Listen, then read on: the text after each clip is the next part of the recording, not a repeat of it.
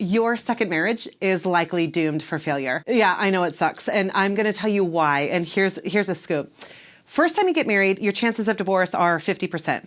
Second marriage, the chances, some studies show up to 70% divorce rate, right? And so you're like, well, crap. Here you're thinking the grass is greener. I'm here to tell you that not necessarily, okay? And so, hey, my name is Brenda. You guys have probably been here at the channel for a while, and welcome to this subject on second marriage. And this is a really touchy subject because people are really excited. They get divorced. They're like, okay, I got a second start. I know exactly what I don't want, right? You dealt with all these things with your ex. You're like, I don't want this. I don't want this. I don't want this. And generally what happens is people end up with the complete opposite human, but they don't realize that, every human has issues. And so this is number one. Here's the number one reason. I want to share with you 5 tips, 5 reasons why the second marriages are more likely to fail. Okay. However, there's not all hope is lost. Okay. You have a chance to redeem this. Just knowing these and looking out for these, awareness is 90% of the cure, right? You are going to be aware of these top 5 things that cause the second marriage to fail so that you can mitigate them, you can plan for them, you can adjust and pivot and have open communication with your potential second spouse so that you can get through it in a healthy way. Okay. So first and foremost, here's the reason. It's a snowball of trauma effect, okay? Here's what happens when you first get married. You're not taught emotional intelligence anywhere. Schools don't teach it. Your parents are the best example. And majority of parents, let's just be honest, they don't understand what in the hell they're doing. Their emotional, their emotional stability, their lack of communication or over communication or yelling through communication or their anger gets triggered and they're training you from the time that you're tiny that this is how you behave and this is how you resolve conflict.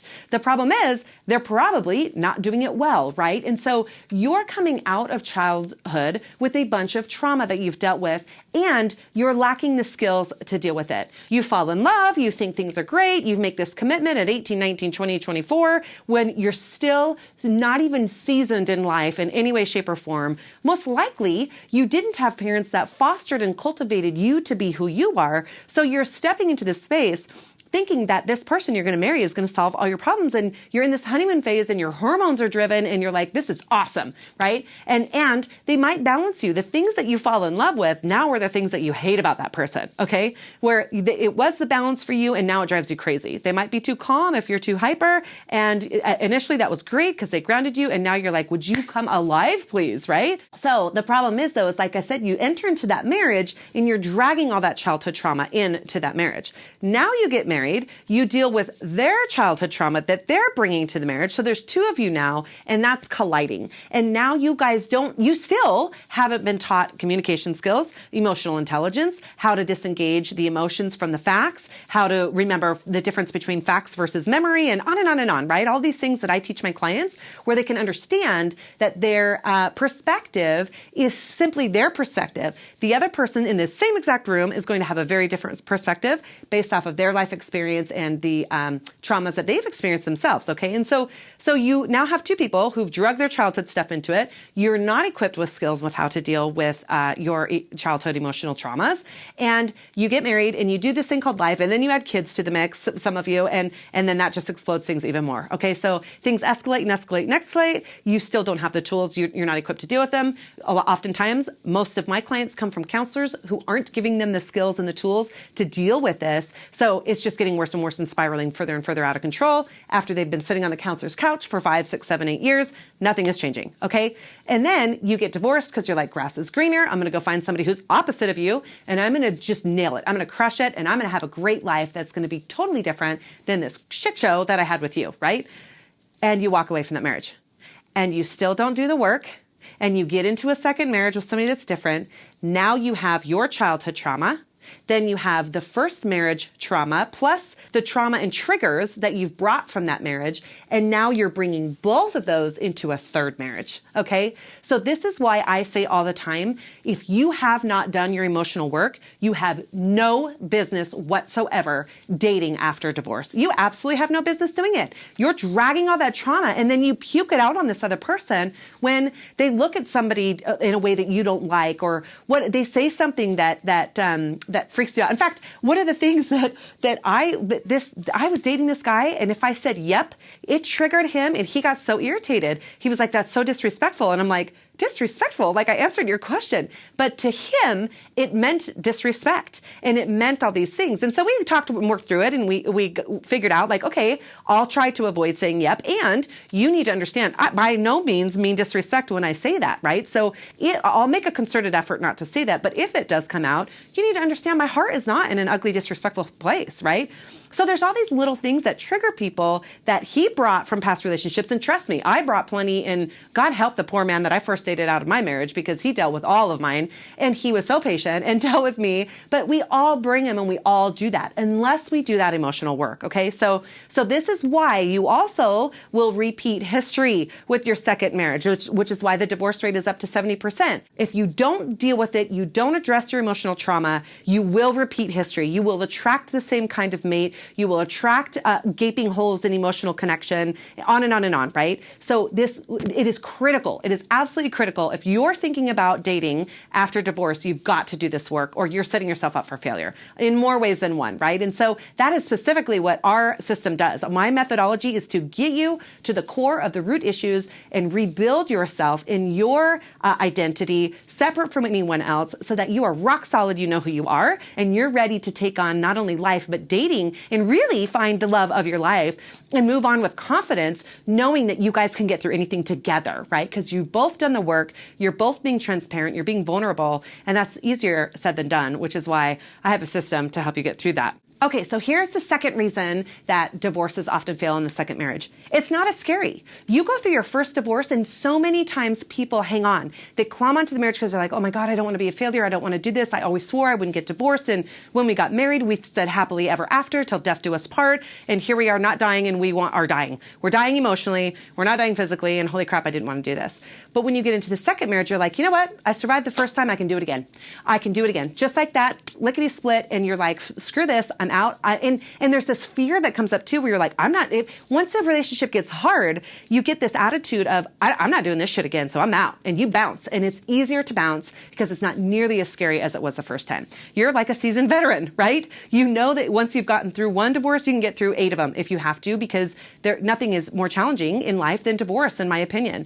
And so you're able to have that resilience muscle built and you're able to walk a lot more easily. So again, it's critical that you do that work. You make a commitment, you and your partner are on the same page so that you can communicate so that neither of you are going anywhere. And you know, I'm going to say this tip. This is a segue. This might be tip number 6 instead of 5, but one of my coworkers here in our office space had said to me, he's like, through 2+ decades of marriage, not one time did they threaten to leave. Not one time. The one time he said, our divorce is over, it really was over.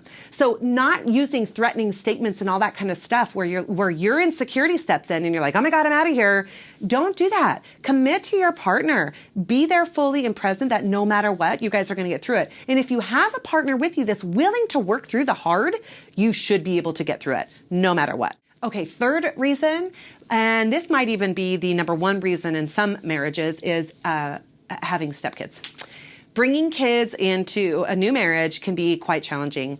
If you are not fully 100% on board with each other's parenting styles, with the rules, with financial givings to each kid or not, with nearly every aspect of parenting on how you parent kids, doing a blended family with both kids, particularly if both kids are in the house. Might be different if one set's kids are out of the house and one aren't. That's a little easier. But the reality is when you blend kids and families, it is a stinking challenge. If those kids disrespect the soon-to-be mom or dad, stepmom or dad, if there's this space in there where there's let's take that for example. Maybe one wants to be called mom or dad, and the kids are like, oh, I don't feel comfortable with that. And or they don't want to be called stepdad, or they just want to be called their name, whatever it is. There's all these caveats, and kids are so multifaceted. It has to be handled really carefully in a way that's best for the kids and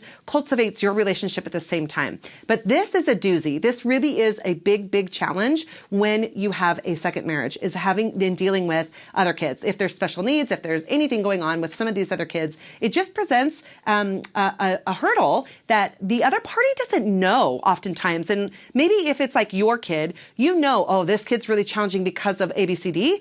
Well, that other you can say that to the other person, but they haven't experienced it in the day in and day out. So they're like, okay, sure, no big deal. I'm on board to do this. But 4, 5, 6 years in, it's like a drip of water where they're like, holy shit, I didn't realize it was this bad. You know what I mean? And they're struggling now, and they're struggling with how to parent. And maybe you guys have grown apart at that point and you're not communicating the way that you should and having those open conversations. So this really can be a massive pitfall in a second marriage if you guys aren't crystal clear on every element of how you're going to parent both sets of kids, if there are some, in any way, shape, or form, to what you call each other, how you discipline, whether spankings are allowed or not, if it's grounding, whatever it may be, all of it. The level of disrespect, like I said, the previous example, if somebody gets spoken to a certain way and it makes them feel really disrespectful, it's worth having that conversation with the kids. Hey, I know we can talk to each other this way and we get it. However, for this person, it's an issue. So let's try to back off of that some. And if there's not respect and care for understanding the other person's needs, then it can just unravel at the seams, okay? So there's another major pitfall of second marriage failures. Okay, a fourth reason why second marriages often fail is that you marry for the wrong reasons. This is, again, why it's so important to do your work before you even step into another relationship. You will subconsciously be driven to not be lonely, to have someone help support you financially, to help someone support you emotionally. It can get really lonely parenting by yourself 24/7 all the time. And it might be that you're just driven by some of these motivators that you really don't even think about. Is it really genuinely for the love and care of this person? Is it genuine that this person can authentically be integrated into your family and your kids' life?